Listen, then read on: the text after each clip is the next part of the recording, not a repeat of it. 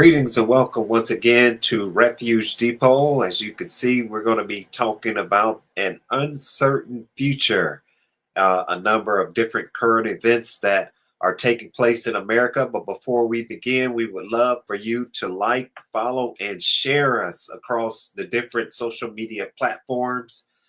You can go into our linktree / Refuge Depot. And there you will be able to follow us on the different social media platforms. Definitely follow us on our Telegram platform where we give out every day. We're going to give out a disaster preparedness tip. And we got some things that are in the works that you all are going to love that we're working on. So let's go ahead and get into some of these current events. There's so much, of course, going on, and it's really very important for all of us to pay attention to the news, even though some of us would like to turn away, or stick our head in the sand. I know that the most honorable Elijah Muhammad told us to pay attention to the news because it will let you and I know where we are in the fall, if you will, of America as we know it. So what we're going to do is go into some current events, and I'm going to bring on my co-host here, Brother Aaron Olinger. Let's bring my brother on. Greetings, brother. How you do today, Steve? All right, doing well, doing well. And hopefully we will be joined later on by our other co-host, Brother Sanford Whitlow. So, Brother Aaron, I'll go ahead and let you take it off first. I got a number of things that I'm still putting together, just a few things that I want to definitely touch on in this program. So if you don't mind, go ahead and start it on off. Okay. First, I'm going to talk about what I think are a great investment opportunity right now, especially for the budget preppers. Um, a lot of things is going on in the world. Uh, Stock market's taking losses. Different things is happening. You've got countries like Great Britain, South Korea running out of gold right now. The BRIC Alliance is demanding payment in gold or oil. They do not want to accept American dollars or uh, British pound sterling or any sort of paper instruments because they realize that you can print them to infinity and Mhm. they have nothing backing them. So you might as well just be paying them in counterfeit money. So right now they want real currency. They want to be paid in gold, silver, or oil in order to trade with them. No more American dollars. There's a de-dollarization that's going on, and that greatly hurts the value of the American dollar. And it's steadily losing ground on being the world currency. Now, right now, it's still standing strong. A lot of people don't realize this, but most fiat currencies, which is your paper money, usually has a shelf life of about 95 years. On the American dollar, we're right now at about 107 years. So we're actually beyond the lifespan. Mm. Now, the Federal Reserve and different places are already ready to bring forward the new currency, which is going to be the central bank digital currency, CBDCs. But we don't want to see that because that's going to definitely involve people control, and Right. they'll be spying on every transaction that you make. Now, right now, I feel that people should be investing in hard assets. Hard assets is real money, and that's going to be gold, silver, bullion, and something that's new. Well, it's not totally new, but it's newer on the market as far as my knowledge of it, and that is something called goldbacks. Mm-hmm. This is a $1 version. Turn this They here. come in denominations of $1, $2, $5, 10, 25, 50, and $100 versions. Now, the $1 version goldback, it runs about $6. Now, it first came out in 2019, and they were $2 valued at $2 a piece. Basically, it's a some sort of gold nylon increment that on the back you can see it's solid gold on the back. It actually has gold infused into it, and it tells you the states that issue them. Now, right now, the states that are issuing these are Utah, which they were the first that come out with this. Wyoming, Nevada, New Hampshire, South Dakota, and Florida was the recent one. And Texas and Louisiana are in the wings right now, thinking about coming out with their own issuance of money. Now, to me, this shows a great lack of respect and distrust at American greenback right now that the states are going back to issue their own currency. Mm. Uh, Now, you need to understand this. I currently live in Ohio. Ohio has more people on programs than they got supporting the system. So at the end of the year, there's no surplus of money. There's actually a loss. So Ohio will not be issuing them. Any state that is issuing them at the end of the year has a surplus of money to be able to come out with their own currency. So that's one of the requirements for them to be able to issue their money. Uh, Now, Florida, I say a few months ago, got in on it, and the states that are issuing them, some of the stores, and more stores are being open to accepting these as currency, and it's an alternative currency. And as you know, with precious metals, in times of trouble, they go up in value. Right. When the dollar loses value, gold and silver goes up. When the dollar is strong, gold and silver comes down a little. But just looking at when these were first issued in 2019 till now, that's 6 years. They went from being valued at $2, and we're talking about the $1 denomination. They've gone from $2, now they're worth $6 a piece. So about every 2 years, they're going up $2. So keep in mind, when Bitcoin first came out, it was 75 cents. Now it's over $80,000. Mm. This could be a good ground floor opportunity to get in on something that, if you can hold it long term down the road for maybe your children or your grandchildren, they could be worth quite a bit of money. Plus, if places started to see that the dollar was falling and wouldn't take it, people will take gold. So Hmm. that would be something to consider. Because I mean, I'm a vendor at some of the local gun shows. If someone came in there with gold backs and wanted to make a purchase from me, you better believe I'm going to accept them, You because know I that's know what right. the value is. So there's no problem there. So right now, like I said, Utah was the first. They're one of the main survival states. They came out with these first, and like I said, on the back, it's solid gold on the back. That's how to get the name Goldbacks. But these things are like a artwork. They come in a plastic thing. You can put them in your wallet if you want to, but I don't want mine getting roughed up, so I keep them in the plastic liners that they come in. Like I said, Utah was the first. Wyoming, New Hampshire, South Dakota, Nevada, and Florida has them right now. Texas and Louisiana is coming out next with them.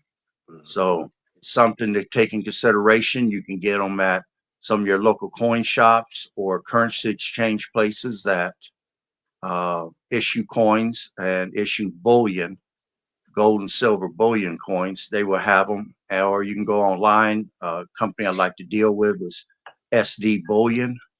Um, once your credit card or whatever you use to pay for the item clears, they get it to you very quickly, and it usually comes FedEx or something like that. So there, and it's pretty private. Nobody knows what's coming to you. There's nothing wrote on the packages to indicate anything. So it's something to consider investing in, because when times get tough, gold and silver is going to go up, and if you have to cash out, it's going to be much more liquid than trying to move a house, trying to move land, trying to sell anything that you got around the house. It's going to be way more liquid, and especially on selling your stocks or different things that you're involved in, because some of those depending upon how you got it set up, if you're in an IRA or something, you're going to take a considerable penalty for taking things out before a certain age. All right. And you don't need nobody putting their hand in your pocket taking your money from you when you desperately need it. So again, with gold and silver, these are things here or instruments that you can hold in your hand.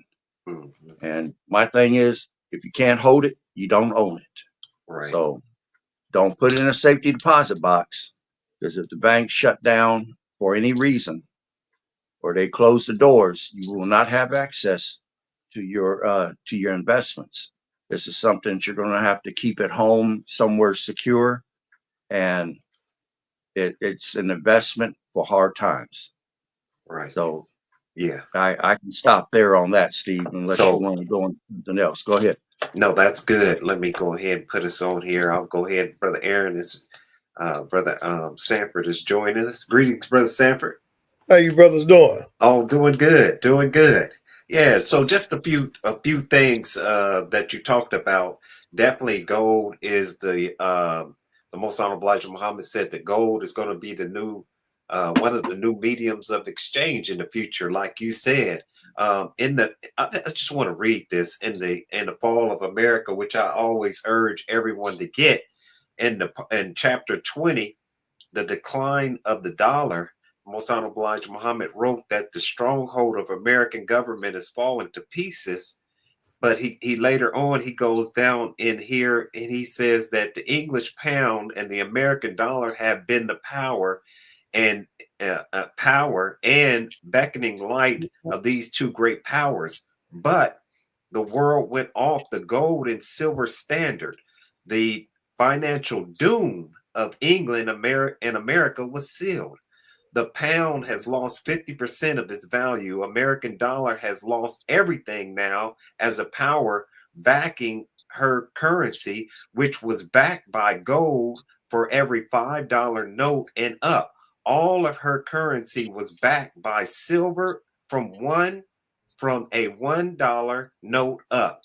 But today, the currency of America is not backed by any sound value, silver or gold. The note today is something that the government declares they will give you the value in return, but does not name what that value is. But they definitely are not backing their currency with silver or gold. Now later on down here, he talks about inflation. Let me type this in. Inflation. Uh, let's see here. He says this is the number one fall. It is clear that the loss of the power of the American dollar means the loss of the financial power of America. What will happen since there is no sound backing for her notes? We do not know. He said, what should we expect even in the next 12 months under the fall of the power of the American dollar? He says, this means that we will have 100% inflation. 100% inflation. He said, what could happen under 100% inflation? He goes on to say, your guess is as good as mine. So, so definitely gold is something that we definitely want to look into, like you're saying. And we know that a number of the BRICS nations are buying up a lot of gold because they want to, as you were saying, circumvent the dollar because the dollar has been weaponized. It is a global medium of exchange, but America has weaponized it, using it to sanction other countries. To now you have the tariffs, and so forth and so on. So a lot of countries are saying that, the best thing to do to secure their own national security is to look at some other form of trade between nations, and as they begin to dump the dollar begins to uh, uh, definitely sink in its value, And so this is what we're looking at going on in the world today. So, like you're saying, Brother Aaron, that if we can invest in gold, that's the best road to go on. Yeah, and let me add to that. If you got a gold coin and it's a 1 ounce coin, you're pretty close to about 28 to almost $2,900 an ounce. If you went to a store to spend that coin, you're going to have to spend $2,900 to get the full value. Silver was right around probably $31, $32 an ounce. It's easier for me to do an ounce of silver in a transaction somewhere or with someone than to have gold and trying to do a transaction. Mhm. So that's another reason, because you're not going to cut off chips of your silver coin. You're not going to cut off or try to cut in half your gold coin to try to pay a transaction. That's another reason why these gold backs are going to be valuable to have, because they're in lower denominations. And like I said, this $1 one is valued at about $6 right now. So if I got a $12 transaction, all I need is 2 gold backs versus trying to break down a coin some kind of way, which would be extremely difficult, but handy to have. And Absolutely. yeah, in the event that paper starts to lose more value, this gold's not going to lose the value. But Right. I'll stay there for now. Definitely. Did you want to chime in on that one, Brother Sanford? Well, I mean, I heard what Aaron was saying, so he really covered it all. We he and I talked about this a little bit last night, just amongst ourselves, talking about it. And I mean, he's 100% right. That goes back to being ready, so you don't have to get ready. I think if you can buy some now, I think you ought to purchase it. If you find some silver anywhere, be it in coins or anything, you need to hold on to them. If you have some silver coins around the house, you may not think they have any value right now, but I would say hold on to them and just wait and see what happens. But I know what see, so the gold back, that's 24 karat gold, right, Aaron? I think that's 24 karat Yes. lace. Yeah. Yes. Okay. Yeah. And I know I was looking at it. I think it's like 1/1000th of a ounce or something like that. Right. But Right. as you said, as more states pick it up, it'll be like it could end up like Bitcoin. Right.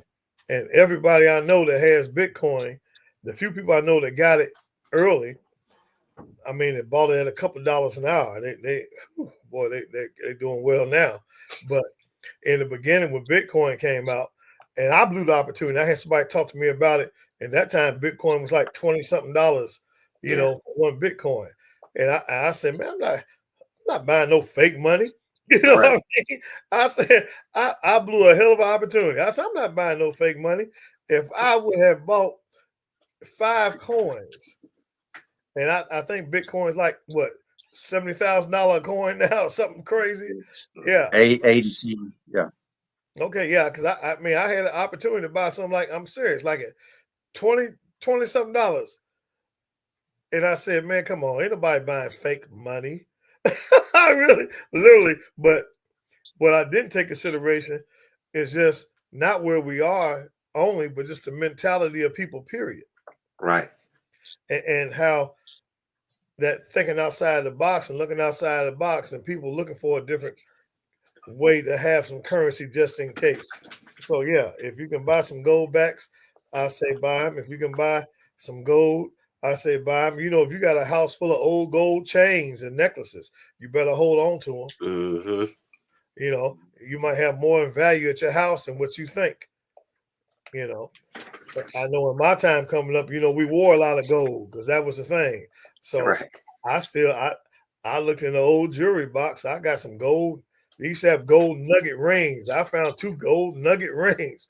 I don't know what they might be worth. They might be worth something now. So yeah, that's all. I came in late, but yeah, I heard Aaron. He was covering everything I would have said also. Right. Well, let me also add to that. Trump right now is, and some people may have heard in the news, he's starting a Bitcoin reserve or something like that, I believe. Mm-hmm. Yep. And that's going to be totally backed with gold. And, he's wanting to know right now, how much gold do we have under the ground in New York? He wants to know how much gold is at Fort Knox. And they're trying to deny him access. I Yeah, mean, they he's the haven't president of the United been States. trying to How audit can you that for deny? years. Okay, so how can you deny the president access? Are you Right, hiding? What are you hiding? Is there not enough there? right. Is it all gone? I mean, what is going on with that? That to me doesn't make any sense. But he's trying to almost try to get us back on a gold standard or something so we can compete in the world. Because right now, there's no country that I know of off the top of my head that owns more gold than China. I mean, the women in China own more gold than some of the smaller countries do. Mhm. So people there see what's coming and they're investing in gold and silver. And China's been telling their people to get ready for war with the United States.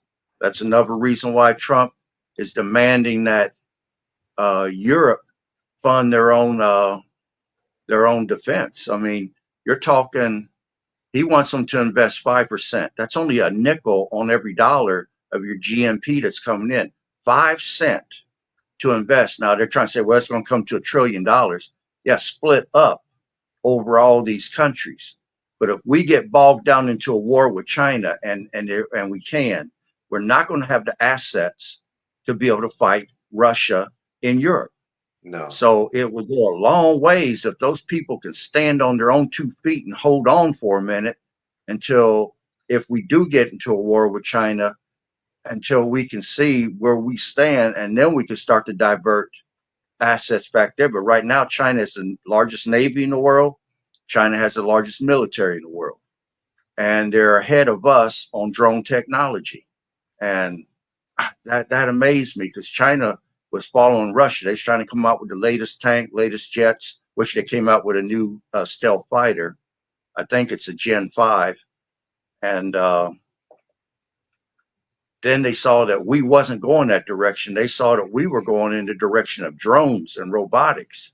So they did a quick about face, and then now they then got out in front of us.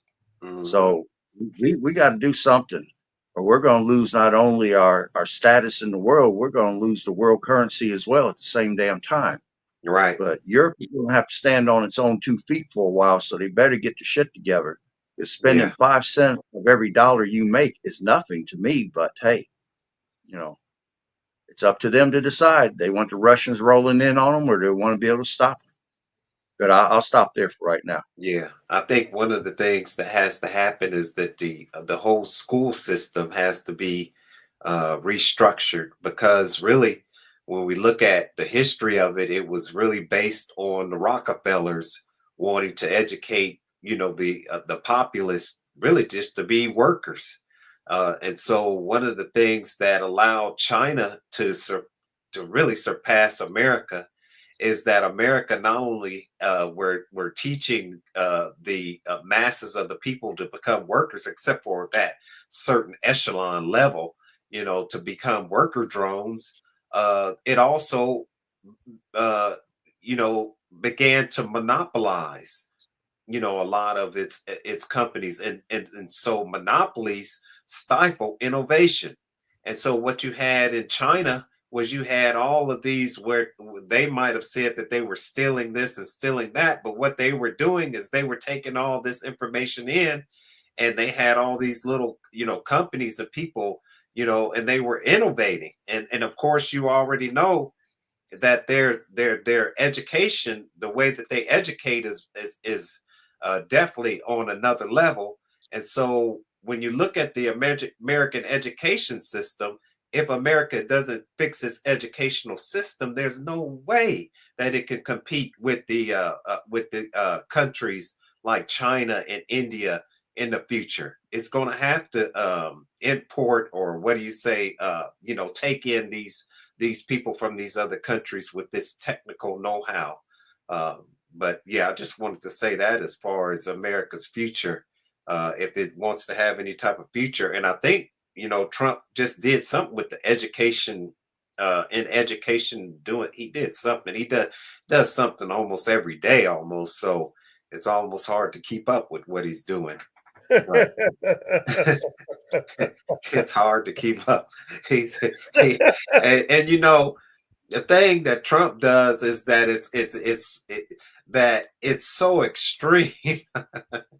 It's so extreme. It just takes everybody's breath away. It's like he did what? You know what I mean? And man, it's just everything is moving so fast. So, and that's why I think that, like you're saying, Brother Aaron, that people should definitely start looking at investing in gold. And as we always say, you know, plant you a backyard garden because you know gold is good, but food might be better. Um, so, like one person said on the show, he said you can't eat gold.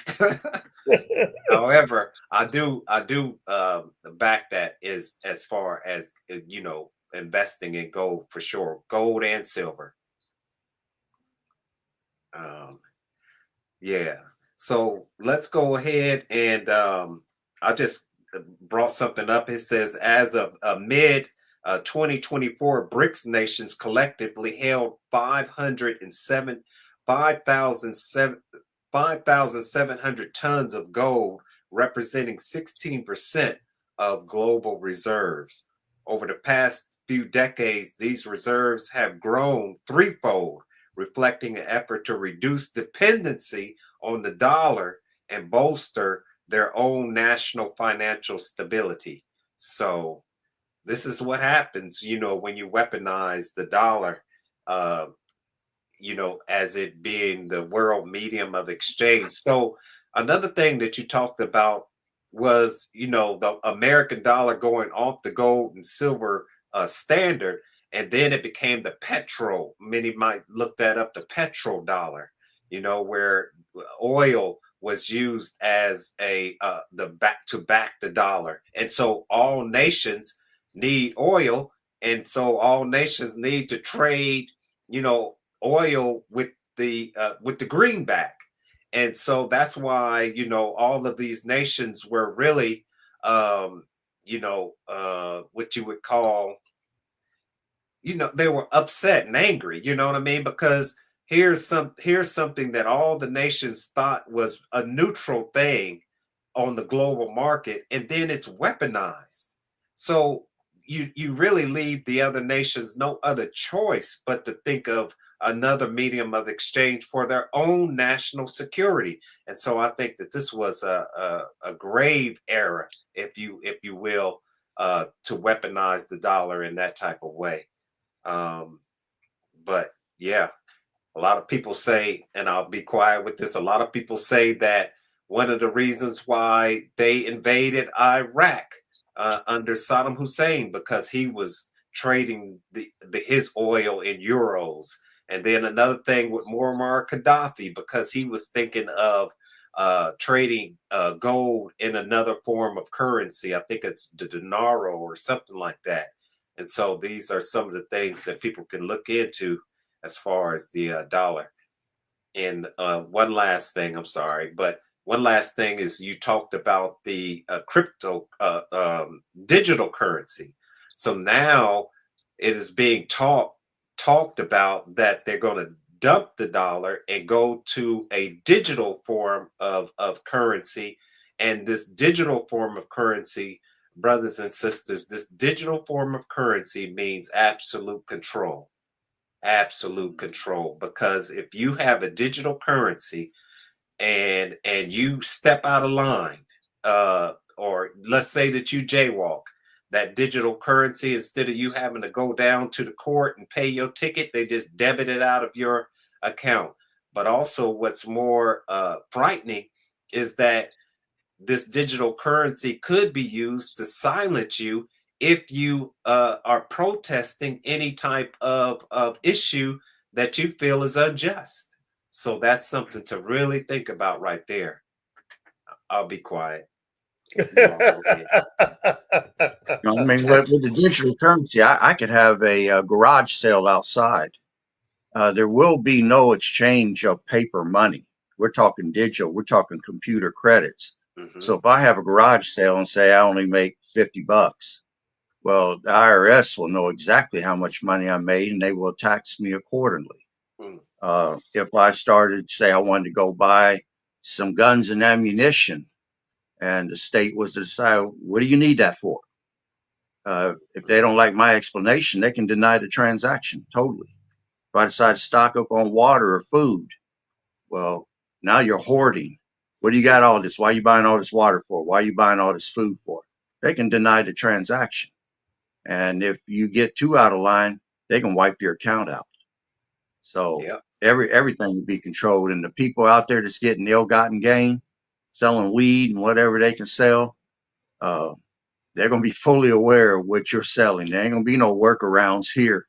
Mm-mm. And if you ain't licensed to be marketing that kind of stuff, I wouldn't be out there trying to move it. Right. And Right. sure, it's going to open up new crimes where people are going to be trying to steal people's digital credits. That will probably be the new crime in the future. But if we lose paper currency, we lose privacy of transactions. Right. Anything you sell, you can sell your car, and they're going to know exactly what you sold, how much you sold it for, and they're not even going to tell you you owe this much in tax. They're going to take it out of your account. Yep. So you might have was going to take that money, take a trip. You might have been planning to get married. It might have been a gift, a baby gift to your daughter. Well, no, they're going to get their cut first. And then they're going to track who gets that credits from there on. They're going to be tracking everything. And That's you don't right. want that to happen. And people can look up what's called basic income. Look up basic income. They say that, since you have a lot of artificial intelligence and robotics, that pretty soon there might be a basic income for those who, I don't know what form of work that they'll be doing, and they'll just issue you out a certain amount every month. And so once again, when you think about them issuing you out this amount every month, you can't step out of line, because if you do step out of line, then they may debit it, or they may not. May not release it at all. And so these are some of the things. And for those who are, into scripture, and I think it's the book of Revelations, it talks about the mark of the beast, and that you won't be able to buy or sell without this mark. So that's something to also look into as well. I know I took us maybe off of the rails right there, but Oh no, you know what though? yeah. I was just looking, and it's funny you guys talking about this. I was saying this earlier to somebody about people who have gotten implants that operate as credit cards, and Yeah. the chip is located between their index finger and their thumb, and they actually can swipe that. So, Right. fatty. And deduct money from their accounts. So I was talking about it earlier, and I was just looking up the countries who are leading in this. And Sweden, all through Europe, and they say the Asia Pacific countries. So China, Japan, South Korea, people are increasingly getting the chips put into the actual bodies, where they don't have to carry no card, no ID, no nothing, and just swipe their hand. Yeah. I've been saying this for years, and this might be kind of like you, Brother Steve. I might be crossing the line by saying this a little bit, but I felt like they waiting on my generation to die, because I think we're the last of the Mohegans. You know what I mean? We the ones that saying, no, I'm not taking no chip. We the same people saying, I'm not taking that shot. You know what I mean? We're the same ones. Now, when we're gone, they might be able to run amok. Because I think the ones below us, they don't value or they don't understand it. And that's probably our fault, a lack of teaching from us. They don't understand the value of real independence, because it's been so privileged that they don't understand what it's like not to have. Mm-hmm. Right. Yeah. And, they always bring in these type of systems under convenience, Of right? course. It's Of course. convenient. So you Right. don't have to carry this big old wallet. Your Right. medical is on this. Your medical is on this chip. Your finances is on this chip. As a matter of fact, forget holding that bulky cell phone in your hand. Everything you need is on this chip.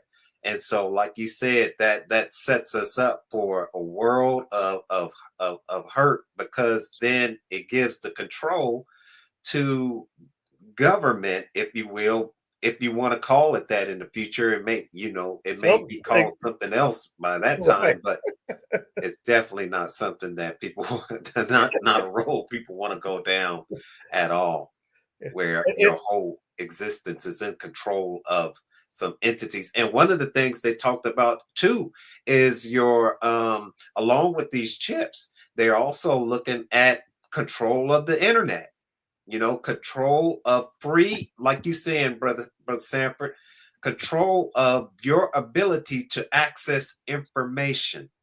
You know what I mean? And so this is terrifying when you think about it. So yeah, I just wanted to drop that You, on you, in you there. know, the question would be, and I say this all the time, like we understand this, we're talking about it, but really, what can conscious people do?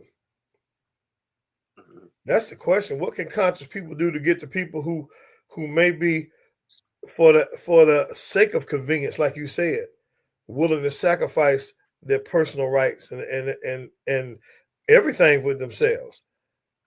Yeah, because I know people would rather have a card that gets infringed upon and go through the process of saying, well, they'll just take care of it, as opposed to not letting it happen.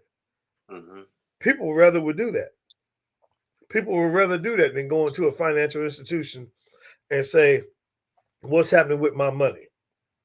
People Mhm. rather would have somebody over the phone or an AI entity tell them about their money and just take it for what it is, as opposed to spend the time to go ahead and do that.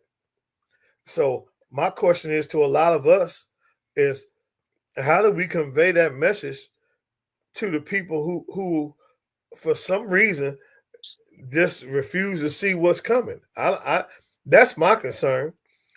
If Right. you got kids, if you got grandkids, and you raised them or reared them to be a certain way, how do you get that out there? I mean, that's because, like I said, they waiting on us to clock out, brother. Yeah. They waiting on us to go. Mhm. Yeah, Yep. but what I mean, how do we convey this message to other people to make them understand that maybe the things we saying are possible, because they don't even think they're possible. Right. They think we just, right now, it's some people look at us, they look at them three old fools. Trust me. Right. Right. Yeah. You look at a lot of these futuristic movies, and they always show you this dome city where all this high technology, but there's always a group of what they call a remnant, right? There's always a remnant that are off grid, that don't want any part of that dome city control. And so I think that there's going to always be those type of individuals, because when you think about technology, especially the technology today with AI, artificial intelligence, it consumes a lot of energy. It consumes a lot of energy, and so they're always looking for ways to find alternative energy sources to power this type of technology. So I think that that's one of the issues, that it may be a downfall, of this type of system. And one of the things too that they talked about is a devastating CME, or solar flare, that could, they say, turn humanity back to the Stone Ages, where we may not even have to worry about a chip. All we have to worry about is, do we have a wheel on our wagon? So, you know what I mean? So, yeah. We But worried about how to start a fire. But I tell you something. I had a good friend of mine share with me today, and she works for a very large media corporation, right? And they had done a survey. So now, the big thing used to be like the Nielsen, wherever it was, that has lost some credibility. So they got a new agency that's taking over. I can't remember the name of it, but they did a survey, and she shared with me this morning that overwhelmingly, people are rejecting electric vehicles,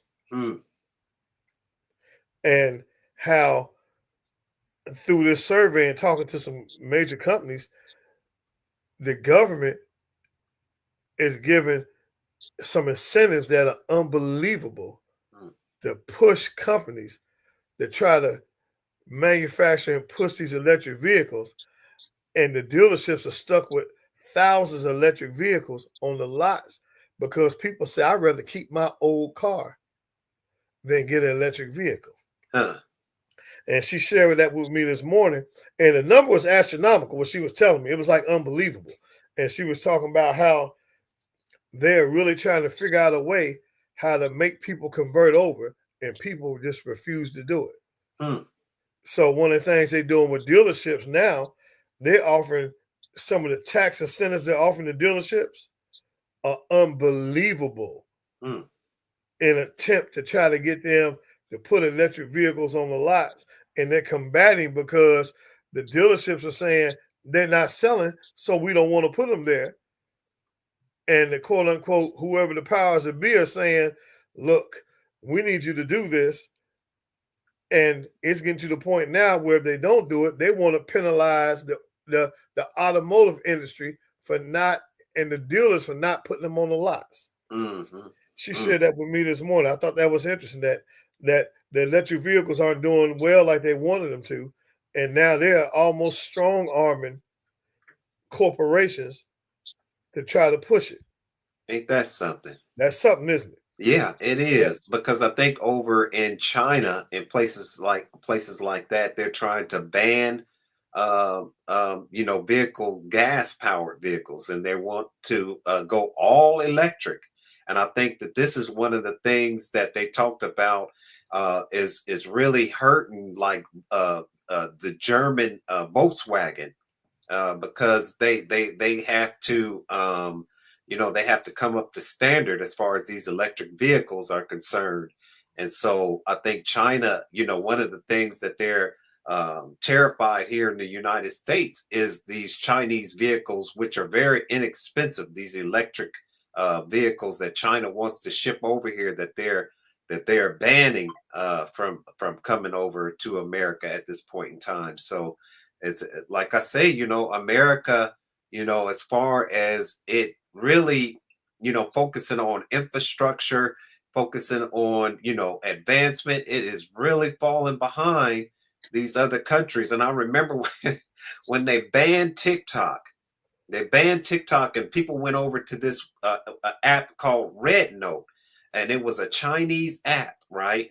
And people began to see the technology in Chinese cities, and I'm telling you, it just opened a lot of people's eyes as to, we're still with Amtrak, why they got bullet trains, and it don't make any sense. We're here in Dayton, and we still don't have a train that travels to Columbus and travels to Cincinnati. We still driving on the highway. And why? Because a lot of the politicians are controlled by the oil and gas and the petrol industry, and that's why we're on the highways in traffic jams, because they want us to be. They want us to fill our tanks with that fuel. So yeah, that's just something to for the people to think about as well. Well, I'd like to give you both a flashback. Back when they wanted to get rid of the carburetor cars and go to the fuel injected cars, they built all these e-check places everywhere, and you had to take your car in to get it e-checked. Yeah. And if it didn't check out right, they gave you a substantial fine. If you got tired of paying fines, you went out and bought the new fuel injected cars, and you got rid of the carburetor fuel type cars. Yep. So that they'll have tricks up their sleeve to try to motivate you or gently push you in that direction. Believe me. Yep. That's good. That's good. Yeah, So, and it's headed that way. That's what they're trying to do. They're trying to force it. I can't say it again. They're waiting on us to die, brothers. They're waiting on us to go. hey, that's why we gotta pass it on. Wake as many up as possible. For real. Yeah. So, if you want, you wanted to talk about the tariffs. Go right ahead. Okay. All right. Now, right now, let me define three terms. Okay. Mm, One term is going to be what a tariff is, because for people who don't know, I want to explain. I want to explain what a trade war is, and I want to explain what reciprocal tariffs are. That's what Trump is putting on people. Now, tariff itself is a tax or duty to be paid on a particular class of imports or exports. A trade war is a situation in which countries try to damage each other's trade by imposing tariffs or quota restrictions. Reciprocal tariffs, which is what Trump is placing on different countries right now, is a tax or trade restriction that one country places on another in response to similar actions taken by that country. Now, you hear a lot about Mexico, Canada, and China. There's other countries as well. They've been spoiled for so long that they've had this one-sided way of trading with the United States. They put tariffs on us, and then they put restrictions on us as to how much we can import into their country. In return, they want no tariffs on their stuff, and they want full access to our markets. Where's the fairness in that? mm, If you got 15% tariff on us, we should be able to put a 15% on you. If you don't want to deal with that, you drop your tariff, we'll drop ours. And Trump went so far as to tell Mexico and Canada, if you stop the fentanyl from coming across and these illegals from coming across the border, we won't impose the tariffs. He was going to put the tariffs on them back in February, beginning of February. He held off an entire month to give them a chance to prove themselves, and they failed to achieve any sort of level, especially Mexico. They're so damn corrupt down there that people are looking the other way, left and right, and the stuff was still coming across. And it's amazing that the country who invented it and exports it, which is China, they don't have a fentanyl problem. mm, And now, because Mexico is making so much money off of it, they want to buy the chemicals from China, which China's importing it to them, and they're going to manufacture it themselves. mm, So there's a big problem going on here, mhm, which is creating a war, possibly a war with the cartels, which I'll get into later. Now, right now, we give China $10.2 million in economic aid. We give Mexico $112.6 million in economic aid. We give Canada $7.3 million in economic aid. So, and then you look at United States pays 860 million to NATO to protect Europe and Canada and other countries that's a member of NATO. Canada pays 29 million. mm, I mean, we're at 860 and we're carrying it by far. Most of those countries are paying in the teens, and that doesn't make any sense. mm. I mean, Trump said we're called Uncle Sam, we're not called Uncle Sucker, and he means business on there. Okay. Now the pros. Well, let me say the cons first. The con of tariffs being in place in the short term, it makes products and food higher on consumers. That's across the board. It's going to make it hard on both sides, not one. The question becomes, who lives a higher standard of living? Whose money is worth more than the other? If a loaf of bread here because of a tariff is going to be $3, in Canada it's going to be 5 or 6. Who can outlast who? The person that wins in a trade war is someone that can outlast through attrition the other one's economy. And you're talking 1 to 3 years, the prices could be higher and then they'll come back down. Whoever loses, their economy is going to be wrecked. Whoever wins, will suffer a tightening of the belt severely, but when the prices come back down, they will be able to enjoy some prosperity. Now, the pros of tariffs, it helps domestic business better compete, like Arlington Steel and the steel mills. It's going to definitely help them. It's going to help the American businesses so they won't have to lay off workers or close the doors. It's going to bring business back. I'll give an example. GM or Ford, one of them was getting ready to build the largest car place, manufacturing place in China. When they got wind that Trump was going to come in with these tariffs and make it so expensive to send American cars from there over here, they changed their mind. That plant's going to be built in the United States now. It's going to employ Americans, and that's going to be a living wage that people can afford to raise their family on, because those are good paying jobs. These ain't no $8 to $12 an hour jobs. Now I understand why GM, Ford, and Chrysler went to China. America has what, 335 million people. China's got what, 2 point something billion. They were looking at an emerging market that they can make a ton of money off of. The problem they ran into when they went over there was those people were loyal to the Asian companies and wouldn't buy the American built cars. So they had to ship them back over here to our market after turning their back on us, after laying off thousands of workers, after closing plants. Then they come crawling back. And that, to me, that infuriated me, because I'm an ex-auto worker. I went out the door 1 year before my job shut down. Hmm. So I didn't like that at all. But Right. in the long run, it stands to help us, and it puts our American companies on a level playing field. If they can put 15% on us, we should be able to put 15% on them. If they don't want to pay that, that's fine. But then, like China has restrictions on us. We are only allowed to ship so many tons of product into their country, but they want full access to ours. They want to be able to ship an unlimited amount over here to us, and they want to put a 10% tariff or whatever on us shipping to them with trade restrictions. Now, where's the fairness in that? I mean, when Trump is telling you that we've got some unfair deals being made, this stuff needs to be renegotiated. And if they want to go to war, whose economy is going to outlast whose? That's the question. And right Right. now, I know that China's economy is suffering. Argentina's economy is in a downfall.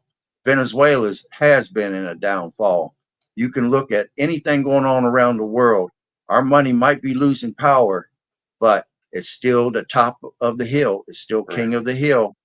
So who can tighten their belt the most is going to win through attrition, and then the other people, theirs is going to be wrecked. Think back when not Nixon, but Reagan was in office. We went into tough times then, but we collapsed Russia's economy. We almost collapsed ours in the process. But the Berlin Wall came down. All that stuff came down. Russia had to give up the Baltic countries, give up all these countries that they had been holding hostage for how long? They had to give all that up because they couldn't continue the economic battle, try to hold on to them and hold on to and trying to have a war with the United States economic. So, yeah, I ended up in unemployment line for 3 years, but I was prepared for it. I saw it coming 8 months out. I got liquid, and then I also paid off as many bills as I could, so I could easily afford what was coming through the door. I Right. wasn't so drowning in debt that I started losing stuff like my friends did. So hard times is coming. It could Yeah. last a year to 2 years. Get yourself out of debt. Get Mhm. prepared, because this isn't going to be no game.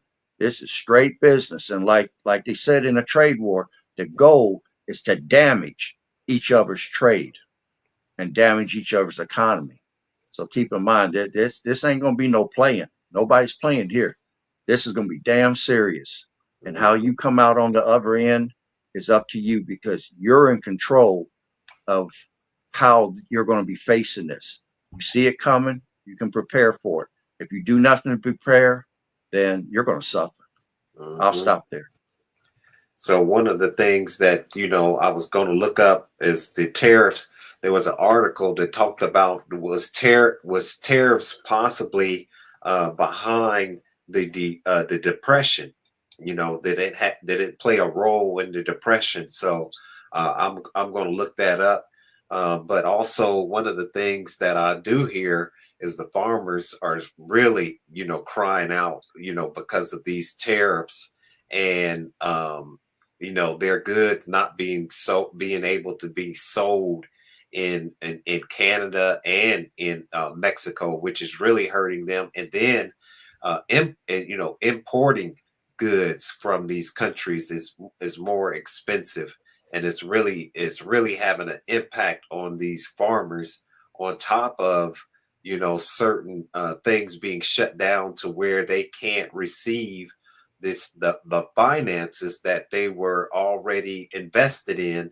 Now that those finances are on hold, and so this is really going to impact the farmers. So once again, when we talk about this famine that I keep talking about, here's um another way that we should definitely look to prepare ourselves for really hard times, as far as putting food on our plate, because even if you do have food in the stores, one of the problems that I outlined, I'm gonna put the book on up, that I outlined in the book, The Inescapable Famine, is that even though you may have food, the food will be so inflated.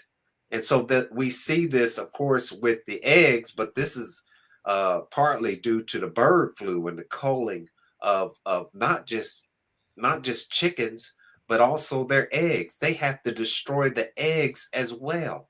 And so this is one of the reasons why you have this inflation of the cost of eggs. But now you're going to see food being inflated across the board, and so they're asking, are the farmers going to have to pass this on to consumers? Are the grocery stores going to have to pass this on to consumers? So who's at the bottom of the pecking chain? It's the consumers. And so all of these type of costs are going to be passed on.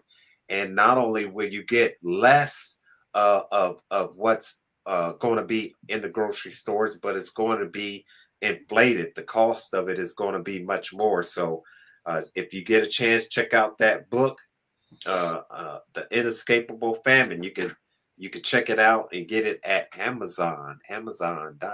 You can also go to our site, Refuge Depot, and you can get that book in the ebook, and in it has links, references that you can look up yourself. But yeah, we're looking at some real hard we're looking at some real Let, hard times when it let comes me down to address that. a couple points that you just made, Steve. Yeah. Uh, like, for example, we buy oil from Canada, okay? Mm, Now, the United States is in the top 10 oil exporters in the world. Our oil is such high grade that China and Japan buys it. We buy ours from Canada and these third world countries. How about we don't sell it? mm, We keep our own oil. mhm, We put Canada's oil industry into the poorhouse because we're exporting it. We don't have to export nothing. We can cause them to lay off all their workers because nobody's buying their product. How about we take the farmers' stuff? We go to South America, we go to Vietnam, we go to other places and we sell.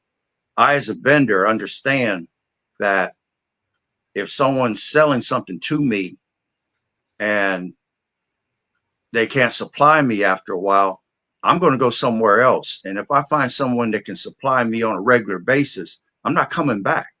mm, So if these people want to get into a war with us, and like I said, they've been spoiled, they've got tariffs and restrictions on us. All we're doing is equaling the playing field, and they're madder than hell. So how about we level the playing field on them? We outlast them, we deal with other people, and then we don't go back and do business with them in the same way. You just lost X number of dollars into your economy. And I hope they don't think that we're still going to send them economic aid. if they choose to go into a war with us. Mhm. They need our money to keep themselves afloat. We Yeah. stop that check from coming in. There's many things that we can pull here that will our people have to pay a higher price? Sure. But that's the cost of doing business. But it's not going to be long term. It'd be 1 to 3 years, like it was under Reagan, and then we'll go back into a period of prosperity for 4 or 5 years, and then whoever the next president coming in will determine if they're going to go back into that high spending or if they're going to stay the course and try to keep us out of the bankruptcy thing in the world. But uh, there's too many countries that need food that we don't have to let the American farmer take it on the chin. We don't have to let the American consumer. We can buy products from other countries. And before people say, well, that could cost money to import it in, look at Venezuela. Their economy is so wrecked right now that they'll probably ship oil to us. They got more oil than Saudi Arabia does, Mhm. but they don't have the mining equipment to get it out of the ground and process it properly. So we can make a deal with them. We don't have to buy it from Canada. We don't have to buy it from Mexico. Mhm. Anybody wants to go to war with us, we at the top of the hill. And I think it's suicide myself for anyone to even think about a trade war. I mean, Canada's threatening to cut the power off. Do it. Do it. We'll do without power for a short time. People will buy generators. They will turn their stuff back on. And then the United States will build power generation places to make up for that difference. Look at what happened to Cuba when we turned on Cuba and we put that embargo on them. We weren't letting food and stuff go in there. Then people learned how to grow their own food, even on top of apartment buildings. They were growing food. They Mhm. got cars on the street that's dated back to the 50s, but they're keeping them running. Uh, when you take something away from someone for so long, they adapt. Mhm. And we might lose a convenience here or there. Things might get a little higher for a minute here or there, but we're going to adapt and we're going to come back stronger.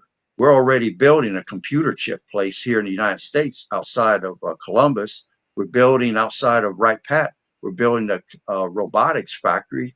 And there's other things that we're building inside this country so that if we get into it with China, say by 2028 or something, if we can go that long, uh, we're going to be back manufacturing our own stuff. We're not going to have a choice Right. because China's not going to ship medicines over here. They're not going to ship all this cheap dollar store stuff. I mean, Walmart might go out of business. Dollar stores might go out of business, but other stores will spring up. Mom and pop stores that was put out of business by Walmart because of that cheap China stuff will start to come back. People start taking pride in ownership and having their own stuff once again. Americans for Americans. I'm all for it. Well, And, Bring it and on. it, for that, I'm thinking that, I'm definitely for that. I think that American people have been for it for a long time in all actuality, and I think that they were sold out by the government, especially the Democrats. It was through the Democrats that you had NAFTA. NAFTA True. as, what was that, Ross Perot, when he was running as a third party candidate. He said, you're going to hear a giant sucking sound. In Georgia. That's what he said, and that's what happened. All of our industry went into these cheaper foreign labor markets, and China was one of them. So America really stabbed itself in the back because it used China as a cheap labor market, and the Chinese were getting all this stuff, studying this, oh, we can build this, and then they start innovating. And that's what happened to China. China just didn't pop up out of thin air on their own.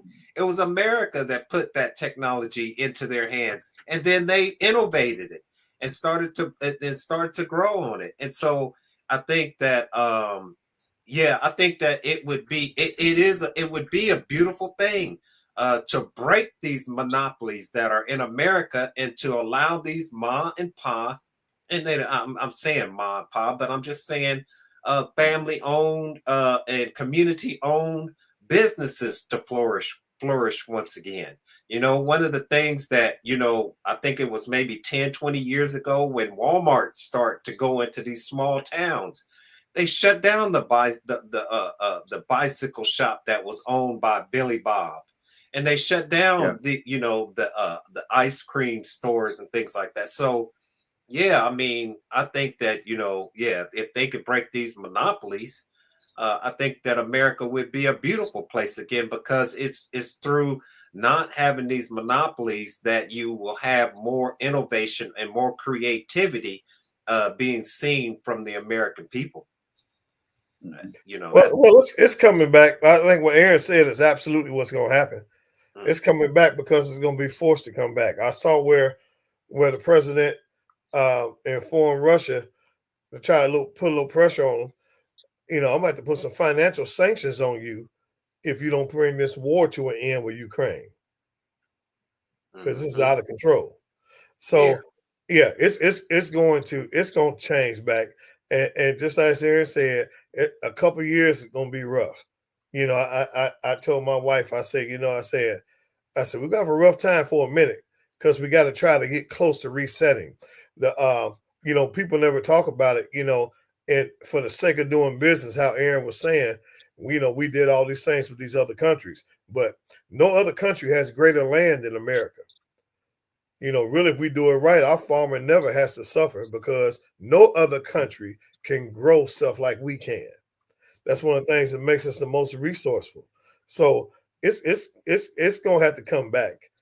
Yeah, it's gonna come back, and it might come back chunks at a time, but it's coming because we don't have a choice. We don't have a choice. We have allowed our government system to hoodwink us, and we've been bamboozled, as they say, and we've allowed it to happen. And I'm gonna go back to what you said, brother Steve. We've done a lot of stuff, man, for the sake of convenience. Hmm. It's convenient. It's convenient to pick up something a dollar cheaper. You know what I mean? It's convenient, but man, long term, it's like anything else. When you get something that's not great quality, eventually that stuff breaks. Hmm. And so right now we've got a broken system because we compromise what we were built off of for convenience and the sake of quote unquote doing business. So yeah, I'm not. And the one thing I do know is this: just in general, this country likes money, like all the Hmm. rest of them. We love money, and we're not gonna let that go. I don't care what happened at any cost. The powers to be are not giving up that money. Yeah, Hmm. so and nobody can convince me that's gonna happen.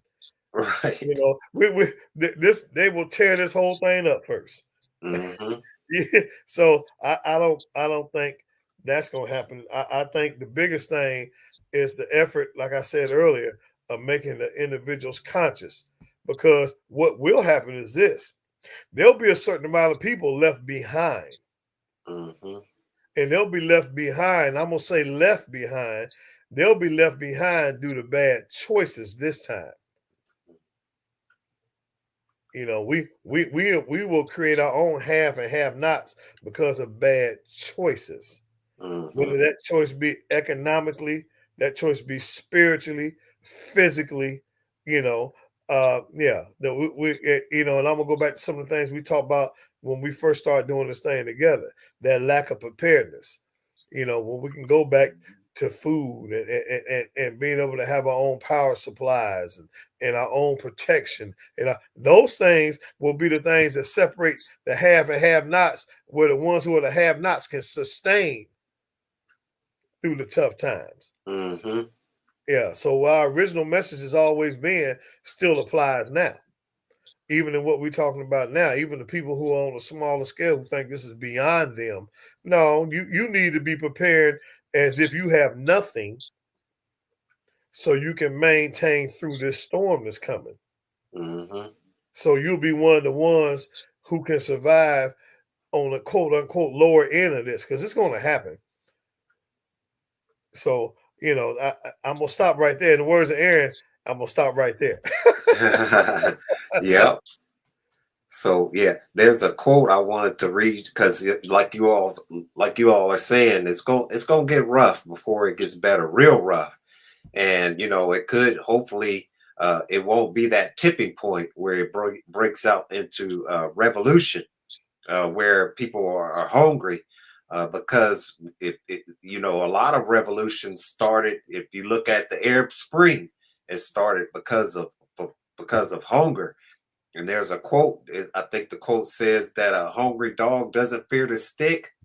And so That's right. there's another quote. It says when people, it's a French quote. It says, when the people shall have nothing more to eat, they will eat the rich. So I think, those who are in power should be very aware of, the masses who are suffering. And so this has always been a problem throughout history where those who are in power become so disconnected from the suffering of the rich. And we saw this really in the presidential election. The Democrats were so disconnected from their constituents that many of them uh, switch sides. You know what I'm saying? Instead of going for Kamala, they voted for Trump. And why were they voting for Trump? They were voting for Trump because they believed that he had a more sound economic platform than Kamala, and that's why they were voting for Trump. So yeah, I just wanted to drop that in there.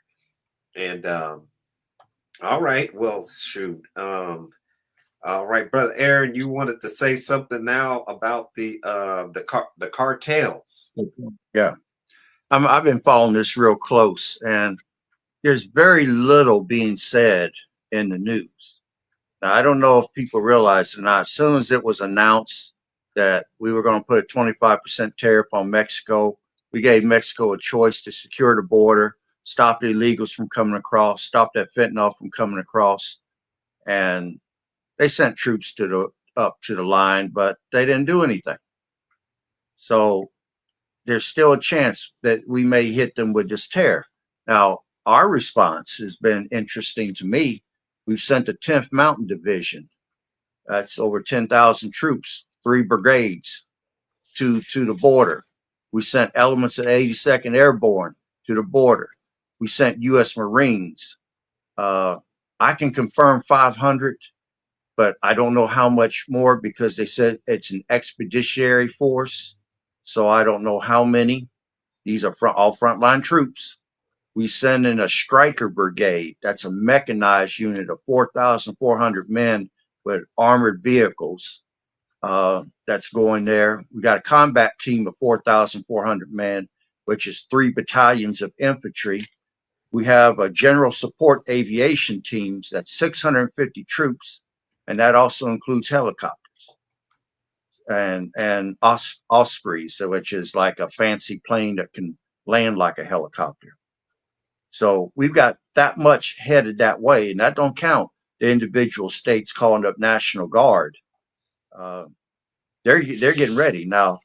The cartels, they've been hiring a lot of special forces guys, a bunch of ex-military types, and right now they've declared war on ICE and the Border Patrol agents. They're using road stars to try to cause the Border Patrol guys in them trucks to crash. They're firing on the agents, both ICE as well as Border Patrol. They're talking about using drones with explosives attached, like they're doing in Ukraine, to fly right up to the vehicles that's got the Border Patrol agents in it and just blow them up or attack their bases with them. And they're threatening terrorism inside the United States because they've got a lot of cartel members inside this country and gangs that are on the payroll, and they're threatening terrorism inside this country. Now, our goal is 100% control of that border. We're not accepting anything less. Otherwise, we wouldn't be sending frontline combat troops to the border. Now, back in February, they met with Mexican officials And DOD, Department of Defense, warned them of military action inside their country if they didn't get this shit under control. They're going to go in after those cartels. Now, I know for a fact that we're doing a military war game with them where some of our forces are down there close to the border of Mexico and Guatemala, and we're doing it in joint cooperation with the Mexicans. We've been flying sniffer planes across the border that can smell that fentanyl chemical burning being manufactured, and they can identify where the hidden labs are. We've also been flying drones across the border, mapping things and getting pictures and doing whatever. Now, Mexico must meet stemming the flow of those drugs and migrants, or they're going to be faced with this main deal. But this is going to get serious, and they cannot fight and go toe to toe with the United States military. They would lose outright. So they're going to have to fight like the Vietnamese fought against our forces. When we were superior, they avoid contact. When they were larger in number or can hit us some kind of way and then fall back into the population and blend in with the population, or fall back at night and escape, that's going to be the tactics. I mean, there could be bombs going off inside grocery stores and stuff. There could be car bombs going off on streets. This could get really bad. And of course, we will hit them back with drones firing Hellfire missiles. We'll hit them back with cruise missiles. We'll blow them haciendas off top of those mountaintops. But I remember when the cartels got in a war with the government in Colombia, and Colombia was trying to shoot them on sight. If a gang member was on the street, they was willing to shoot them. But man, they started assassinating government officials. They started hitting police officials, and they got kind of an uneasy truce right now. I mean, this could get very serious, and it could cause terrorism inside the United States. We let too many people in here unvetted, and that could come back to haunt us here. I mean, they're after that Trey Dean Wagua gang from Venezuela. I just found out this week they're in all 50 states, and I couldn't figure out why they'd want to be in Alaska of all places, but they're in all 50 states now. So they're trying to round them up and get them up out of here, but it's a problem. And we wouldn't have this problem if it wasn't for the Democrats letting all these damn people in here. And, you know, Trump is doing so much so fast. And I know you said earlier that it seems his methods are extreme. He's actually doing what needs to be done.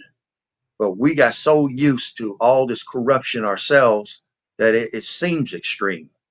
I mean, they're stopping certain things with female sports and different stuff. That never should have happened.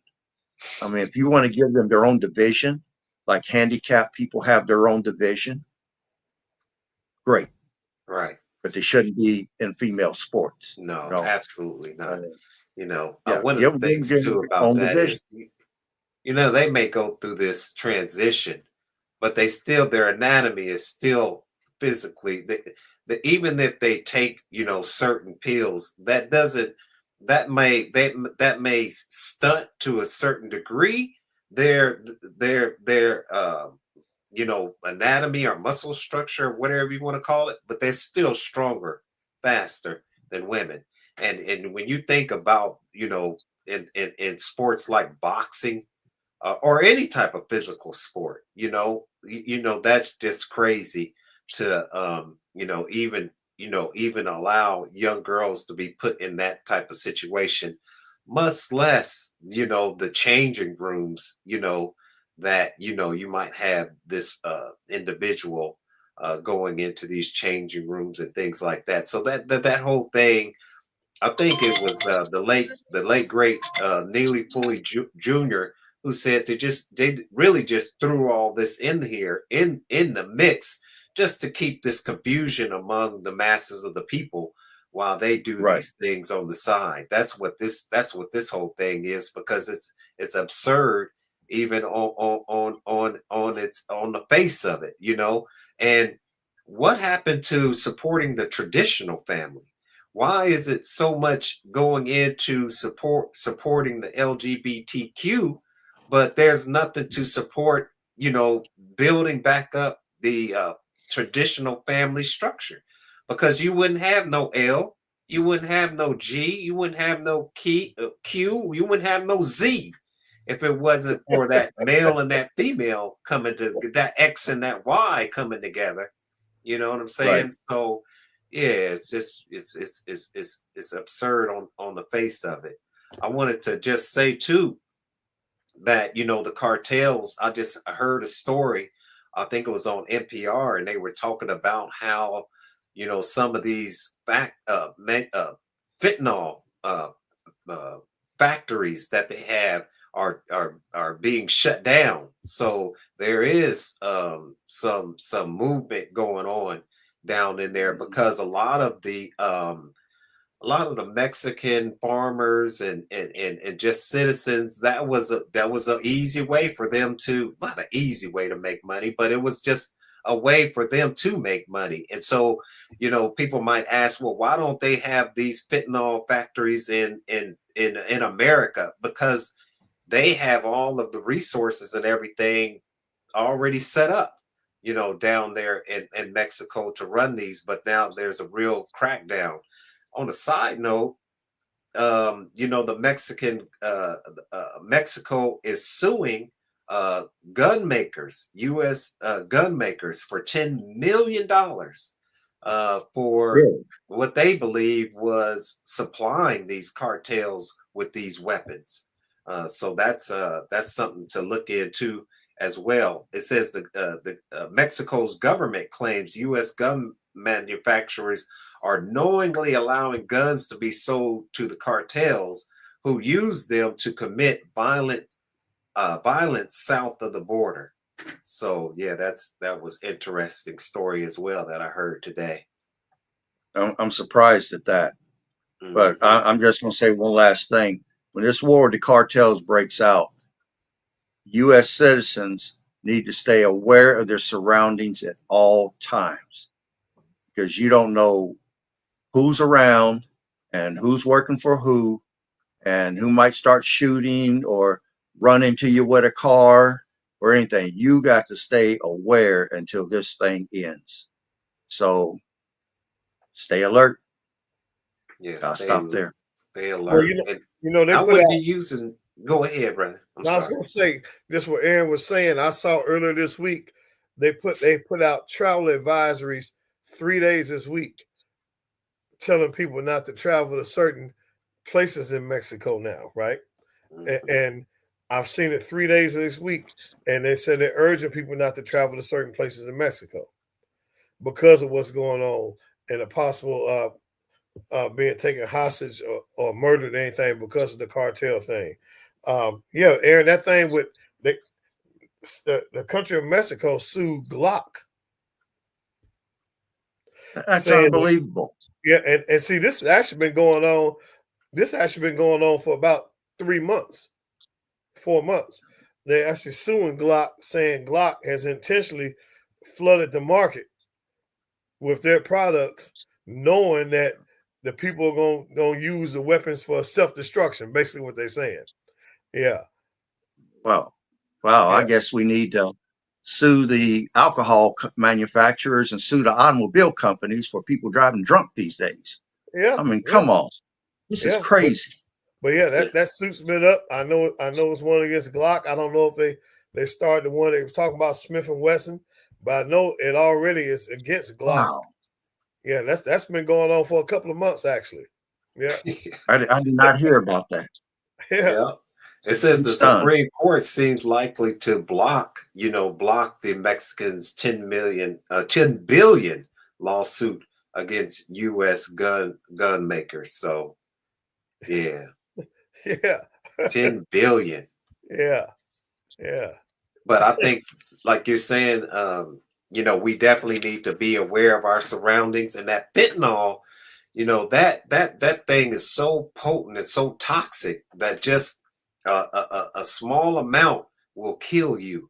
And so I think that, we definitely need to be aware. And yeah, I mean, they might have built the wall, but shoot, the Mexicans, they do like the Palestinians. They got tunnels underground. They don't need no wall. They ain't worried about no wall. So when he said build the wall, I was like, didn't Chapo, didn't he Right, right. escape through a tunnel? He escape over no wall. So I mean the tunnel was elaborate too. That's right. That's They right. said it had lights, it had all the creature comforts, everything. You know what I mean? They weren't walking down in the tunnel. I think there was a little railroad track in the tunnel. Yeah, So and it's like, they can stand up completely too. They didn't have to duck. They right. So I mean, it is serious. It is serious. What's taking place, and so yeah, it's amazing. It's amazing. So I guess we'll close out with the war you were talking about. I guess the attack on Israel, because Israel's definitely put itself in a position. I think I just saw a little story that, they're having some serious issues now breaking out in Syria that they're not really talking about in the media, about a lot of executions that are starting to take place. And so, that's going to be a serious issue right there. If Syria falls in one person's in on the side of one or the side of the other, who knows what's going to happen right there. It's something to pay attention to for sure. Yeah, well, they're saying that Turkey's invading Syria as we speak, Hmm. which they know Syria is weakened. The rebels took over. I think the group is called HTS. I'm not 100% sure on that, but they go by three initials. And they're trying to do right by the people. I listened to some of what they were saying that they're trying to do, and they sound like they're on the right track. They're not going to be a dictatorship. It's going to be a group of people trying to run the country. But for whatever reason, I don't know if it's for snatch and grab of resources, but I heard that Turkey has been sending troops into and tanks into Syria right now. Now, that amazed me when I heard that because this week, I think, is Ramadan, which is the holy days. Mhm. And Israel has surrounded the Gaza area and has stopped all humanitarian aid, which is food, water, and medicine, going into what they call the ruins. Now, what they elaborately call ruins, I call war zone because they didn't attack all of Gaza, they attacked one side of it. So Netanyahu did that. And when they did that, Egypt called up more military forces. They got a massive army sitting on the border with Israel right now, ready to go into Gaza and come across into Israel. Turkey is threatening military action against the Israelis. They're calling it genocide, even though Hamas started it. And Iran is threatening action because the other two are talking about getting involved. Now, Turkey has the largest military force in the area, and Turkey is a member of NATO. Turkey also has nukes that we supplied them with, which could be a problem for Israel trying to intercept. If Israel got into a three-front war, and that don't count the proxies that would jump in, but if they got into a three-front war, they wouldn't be able to win that. The United States would have to come in to keep the Israelis. Now, we got a massive naval force in the area, but it's amazing to me that some of those Arab countries are hollering genocide when Iran and others are saying they're not going to quit until Israel is destroyed and is no longer around. To Mhm. me, that's genocide. Mhm. So pot can't call the kettle black. Now, Iran knows, and they're fully aware that they think that Washington and Israel is plotting to move against them. And Egypt and Turkey knows, and so does Iran, that Israel is known for doing preemptive strikes with their air force. coming in ahead of a battle getting ready to take place and attacking you far behind enemy lines to take out your Air Force. Right now, they're waiting on it. They've got all kinds of anti-air batteries and uh, S3, S4 missile batteries set up. They're expecting Israel to make a move to try to stop them. So right now, they were supposed to have a meeting Thursday. Those three Arab countries were going to meet on Thursday, and they was offering Jordan and Saudi Arabia, who's taking a neutral stance, an opportunity to join in the event war breaks out. But they were going to discuss rebuilding Gaza, and they was going to discuss breaking that deadlock and bringing food and whatever into them. Now, ever since the Palestinian question existed, what we're going to do with the Palestinian people. I mean, they were defeated in battle the way the Americans defeated the Indians. They put them on, gave them land that wasn't worth that much. And even though Gaza continued to attack different years and they would go in and wipe them out, and every time they'd get well, they'd rearm, and then it's all over again. Israel was looking to wipe them out once and for all this time. But it looks like these Arab countries are about ready to get something started. And I would say that, let's say that war broke out there. It's going to greatly damage the American economy here. I mean, you don't have to worry about the damn tariffs. A lot of goods that flow from that end of the world ain't going to come this way. They'll be sinking those cargo vessels and those container ships left and right. We recently, and I don't know if people realize that in the last 3 months, we've been slowly slipping and sending National Guard troops over there to beef up the military bases with more manpower.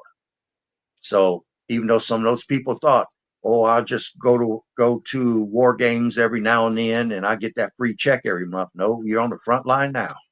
So I'm sure that was a surprise to them, but they've been called up and they've been reassigned to frontline with alongside the frontline troops. So they're getting ready for a fight there. We got a possible fight coming with China. Russia is definitely threatening Europe. We can't fight all three fights. We don't have enough. Over the years, the Democrats have been downsizing the U.S. military to the point we don't have the military to fight three fronts. So we're going to have to pick and choose. Right. And the question is, if fighting breaks out, will we help Israel? If China jumps on Taiwan, Russia goes into the Baltics or goes after Poland, if these three countries go after Israel, will we leave Israel hanging? Now, traditionally, Israel has been our number one ally in the Middle East forever, as long as I can been alive. But if you look at the history of the United States, did we help the Shah of Iran? Nope. Did we help the Marcos Philippine leader? Nope. Did we help Aristide? I mean, you can go down a list of at least 8 names of people who was our ally, and in their time of need, when they called, did we help them? Nope. So I say 75% chance we will help Israel, but just knowing how we turned our backs on other allies, if we turn our backs on Israel, no nation around the world will ever trust us again, because we've established a pattern and a history. So I hope that they would consider helping Israel, but if they turn their back, we'll be standing alone, because ain't nobody going to trust us after that. But I'll stop there. Yeah. So I think, for of course, the perspective that, the nation comes as far as Israel is concerned is that, when you look at Israel, Israel has really, even though they've been an ally to the United States, Israel has cost the United States friendship all over the world. This whole thing that some would call genocide, I would call it genocide. I would call 50,000, you know, non-combatants genocide. Babies freezing in tents being bombed, and the people being burned alive. and I've yet to see them point out all these Hamas, during the Afghanistan war, at least America put up, this was the terrorists that we killed today. Israel, they just go in there and they bomb schools, they bomb hospitals. Hamas is everywhere, and so, the thing about that is that, if the tides turn, what's good for the goose is good for the gander, and so now you have you have, as you're saying, all of these armies that are gathered together around Israel, and it's right there in the scriptures where it says that when you see armies gathered around Israel, know that the end is near. Um, and I think that this is what we're beginning to see. And I think that yeah, there's a lot, that goes into Israel, and really what some would say that Israel's control of the United States. I think there was a movie called the Tail That Wagged the Dog or something like that, and it talked about who's really controlling who.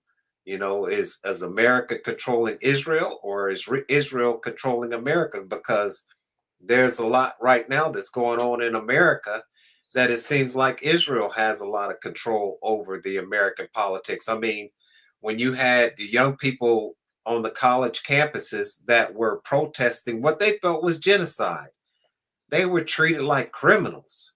And I don't think that, free speech in America shouldn't, I don't know, when it comes down to free speech, as long as you don't talk about Israel, you're good. And I think that that's an issue.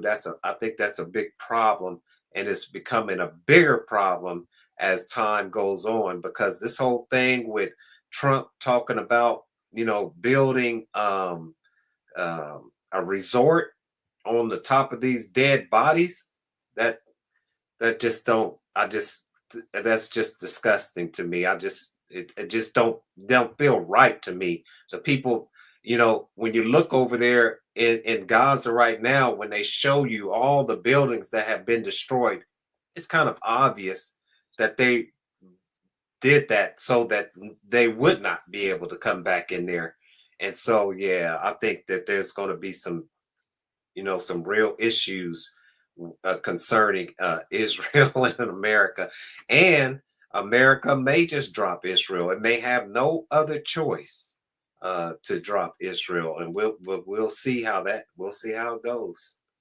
But yeah, I think Netanyahu, a lot of things that they're talking about with Netanyahu, they're saying that really is Netanyahu's war when it comes down to Libya, when it came down to Syria, when it came down to Iraq. These are all, when you look back, Netanyahu was there in front of Congress or the government or whatever they were doing, and he was the one who was pushing these type of wars. And so I don't know, you know what I mean? I think the truth is going to come out, and when it does, it's going to be explosive. But yeah, that's a real heavy subject, and one Yeah. really, I would like to almost, go into some history of that and see how, where our, you know, references match up, and yeah, see where they don't, and just go from there. But it's a heavy topic right there. Um, I guess, if that's it.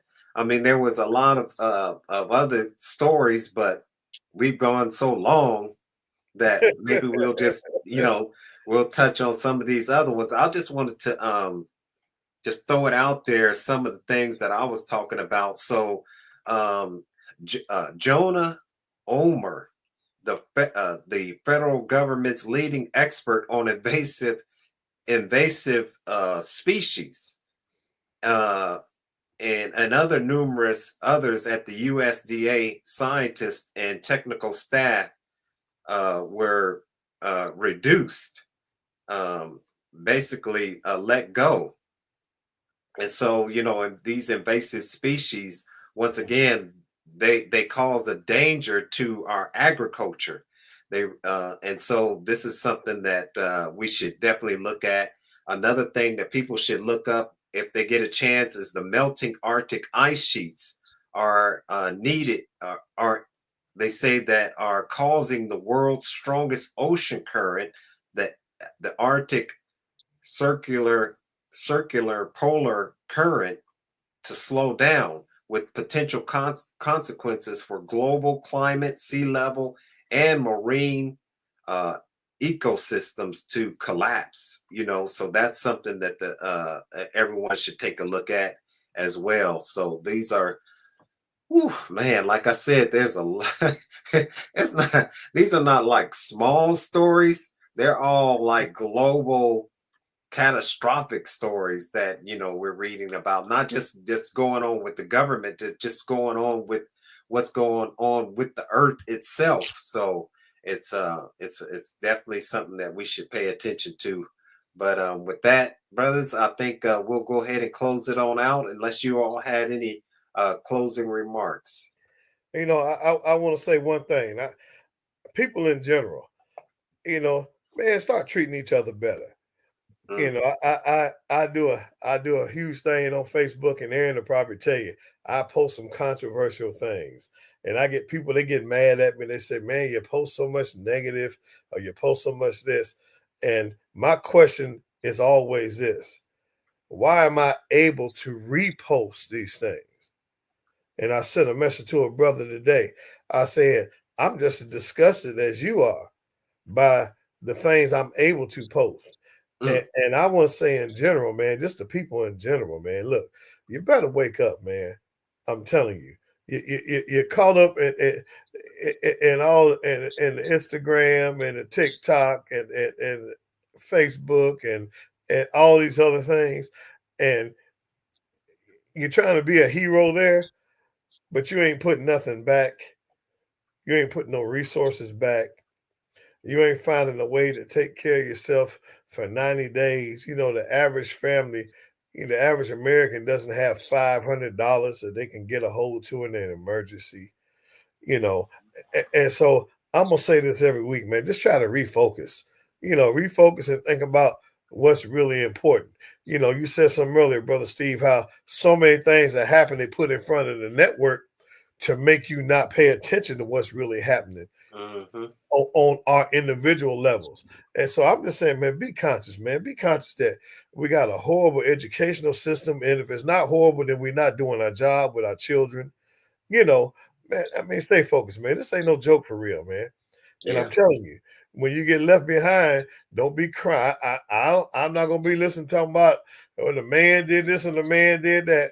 No, no. You got an opportunity. You got more opportunity now to be prepared and make changes in your life than you ever have. Mhm, So take the small steps to make the changes and use some good sense. My mother said I was 19 years old and I was walking through the house, and she said, "Sit down here for a second, boy." She said, "Ain't no such thing as common sense." I'm 19, I look at my mother, and your whole life everybody say use common sense. right. She said, "Don't ever forget this." She said, "There's no such thing as common sense because everything ain't common amongst everybody. So in life, son, you should always use good sense." Mm, Ever since that day, I've always used the term good sense. Man, I mhm, want people to start using good sense. When you see something and you see it, if it smells like a rat, it's a rat. You know what I mhm, mean? If you see something that's happening, regardless of who you want to blame or say where it's coming from, it's happening. mhm. So I mean, just as a whole, man, prepare so we can respond. Because I'm telling you, I'm gonna use the words of my friend Aaron again. You can't come to my house. That's it. On that note, I'm done for the week. You can't come to my house, Right. so you better take care of yourself. That's right. And if you do come, come with something. Yeah, yeah, Come yeah. with No, don't something. even come. Don't even come. You should have been planning ahead of time. Don't even come. I got my people coming. That's it. Right. That's it. Well, thank you, brothers. I appreciate it. And I guess we'll go ahead and close it on out. Like we say to everyone watching, may God continue to bless you and your family with the light of truth and understanding. Take care.